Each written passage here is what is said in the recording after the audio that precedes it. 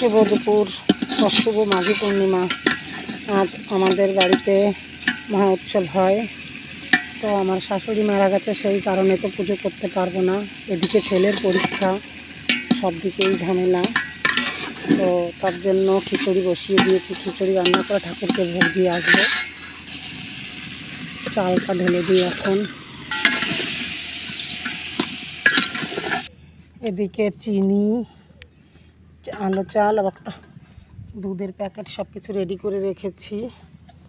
পায়েস ও খিচুড়ি হবে, তারপরে ঠাকুরকে ভোগ দেব।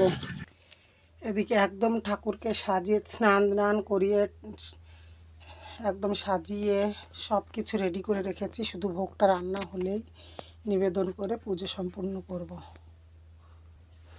জয় হরি বল। তো বন্ধুরা, সবাই আশীর্বাদ করো যেন আগামী বছর কোনো বাধাবিঘ্ন না পড়ে, সুস্থভাবে পুজোটা করতে পারি।